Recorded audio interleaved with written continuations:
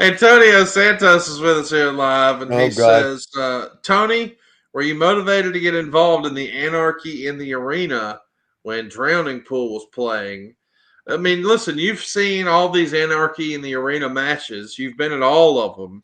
But that may have been one of the crazier ones of all time this past weekend, right? It was a blast. It was so much fun. And I remember thinking about as they were kind of wrapping it up, I'm thinking, how in the world are we going to follow this? Right. I mean, positioning is everything.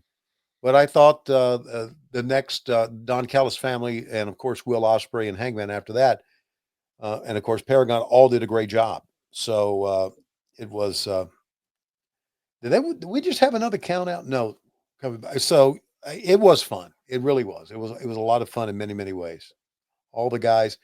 These matches scare the hell out of me, Conrad. Because I've said it so many times. We do so many crazy things. I don't want to see anybody really get hurt seriously. And of course, we've had some. Brian Danielson was injured in one. But I just don't want anybody to do something crazy that actually ends a career. So, but it was a lot of fun. It really was. It was a fun pay per view, Yeah. and you've seen a lot of big time main events in your time in AEW. But we saw Will Ospreay and Hangman Adam Page take it to another level. You got to see it up close and personal, Tony. What did you think of the main event this past Sunday night? Thought it was spectacular. Just great main events not only have some incredible action, but they also tell a great story within the match itself. And of course, the story was who's going to go on to get the shot at All In, but also, telling the story of just how the match was laid out. And Will, God, Will Ospreay is spectacular, and Hangman turned it on. He had a great story about redemption. I thought, he's talking about redemption, but Will Ospreay is talking about ascension, and it just played right. It just was. It was very, very well done. And yeah, of course, I'm an AEW guy. I'm not going to get up here and say, "Oh, that sucked," but it. If you didn't like it, then you're watching the wrong thing. I suggest you go watch something else because those two guys put it together. Yeah, so now we've got our winners. Mercedes Monet and Hangman Adam Page are going to be your challengers for the world title. Yeah. What do you think of those main events as they lie right now? Moxley and Hangman and Tony Storm versus Mercedes Monet. What do you think? Well, four of the biggest stars that we have are going at it. Mercedes has been just, I think we talked about this before. I did not follow Sasha Banks that much on the WWF, but man, when she got here, she just presents herself as a star and just so nice to deal with backstage. And I love Hangman, and Moxley has become such a wonderful heel. You just got to wonder, how this is going to pan out. What I think is great is that a lot of fans think, well, they look at that and they say, there's no way Hangman's going to win it, right? You never know. I mean, I had no idea that Hangman was going to win last night. I didn't want to know because I really thought we had a genuine reaction to what happened last night. And as we go into All In, I have no idea who's going to win this match. I don't. I don't think fans do either. I think a lot of them can predict. Uh, I remember Darby Allin had a match one time, and I saw a fan uh, in the stands with the sign says Darby's going to win this match, book it or count on it or something, and Darby lost it. So I love the fact that you think you know who's going to win, and then you're wrong. I think a lot of fans thought that Will was going to win that match last night. I really do, and that was some of the drama that helped it out a great deal. These guys No, put I in some agree pretty with good you. time. What's that? I'm I sorry. think I think most people do agree that Will Ospreay had to be the betting favorite last night. Yeah, no question. It was. I thought Yeah, for sure he was going to win. yeah. So it was a nice surprise, and here's the deal: Will can lose this match, and he is so good that he can win it down the road, and people will think back on this match. They'll not think back about, oh, Will lost. They'll think about how great a match that was. So just move on from the next one. This match is they're putting in some time in this match. Yet, TV what's match. crazy is Arn and Tully really did have a couple of fantastic Saturday night main event matches. The Rockers 2 out of 3 falls match was a Saturday night main event match. This one, and I think they wrestled the Hart Foundation at one.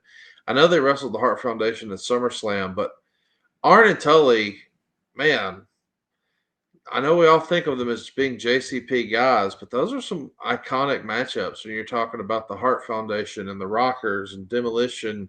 This is a really strong tag division here in this era, Tony. Yeah, it's great. They had such great performers in '89 in the WWE. Macho Man, obviously Hogan, Boss Man, these four guys, Hart Foundation, Rockers, great talent base. Referee's taking a bump here. So we've had on a TV show here, we've had a count out, we've had a referee taking a bump, and now it looks like we're going to get a disqualification. Yeah, for throwing Joey Morello. Yeah. So how about that? You can do that. But the fans are not really buying that like they did Hacksaw Jim Duggan. That's because the heels win. It was a pretty good match to the ending. Yeah, it was. You know what? Listen, I know that I grew up in a different era. I'm not always opposed to disqualifications. I'm not. I think if you do too many of them, you're fucking Yeah. the fans over. But I'm not opposed to it.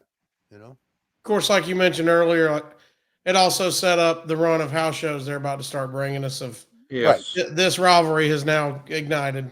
Right, and of course that's back when house shows meant something. Back then. Oh, so we got what do we got? Macho Madness, Hulk Rules. Yes, we're hearing from the Macho Man right now. Andre is with us here live, Cassio, and he's got a question for you. He wants to know, Cassio, what are your favorite comedy specials of all time? Whoa, that's pretty big. Probably in no particular order. Just what pops in my head. Chris Rock Never Scared was awesome. Delirious from Eddie Murphy was one of the first ones I remember seeing a comic that could just tell stories and be funny, which for me, that was kind of a game changer in my head. I just put comics in a box if you have to write jokes, set up and punch. And that was a stand-up comic to me as a kid. And then telling stories and filling time that way was amazing.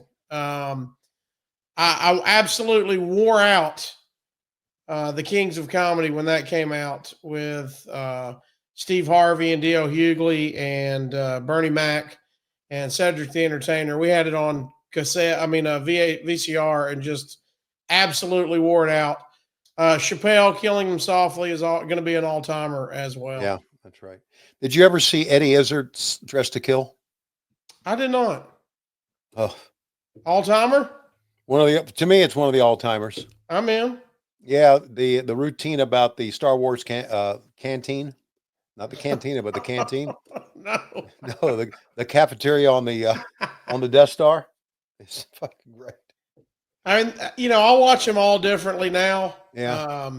Bargatze's put out some monsters. Sebastian Maniscalco's put out some monsters, and now you can just see them everywhere. I mean, it used to be it was few and far between for wrestling specials. I mean, comedy specials. I think Eddie Izzard's are either here on Peacock or on Paramount, but Dressed to Kill was like one of his first ones back in like 1990, maybe, I don't know, mid 90s or whatever. Man, he's a legend. And of course, he's after years of smoking now, his voice is like that. But back then, he was so great. SaveWithConrad.com. Yeah, I'm Justin Gruffin from Knoxville, Tennessee. What got me to Save with Conrad was the 83 Weeks podcast. I really wasn't thinking about getting rid of any debt. I just wanted to cash out some equity in the house to do remodeling. But I did both, so that was pretty awesome. Worked out great. We redid the foyer, built pantry space, and there was little odds and ends when I first bought the house that I wanted to take care of, and we were able to take care of it. So, yeah, paid off 2 cars and some credit card debt. So probably all in all, $30,000 in that. And then I got some $30,000 more equity out of the house, and still plenty of equity left over. So Payment's good. I lowered my interest rate. They're in a much better spot than I was. Super easy. Everybody was great. Very, very awesome people. Francis and Steve were great to work with. They're awesome. Made it for a very easy, seamless experience. I'd probably say all in all, probably $1,000 a month at least. I lowered my interest rate, especially the way the interest rates are right now, which is, that's amazing. I'm Justin Bruckman from Knoxville, Tennessee. I saved over $1,000 with SaveWithConrad.com, and I did a lot of renovations with that money as well. That's number 212, non-equal housing lender. SaveWithConrad.com.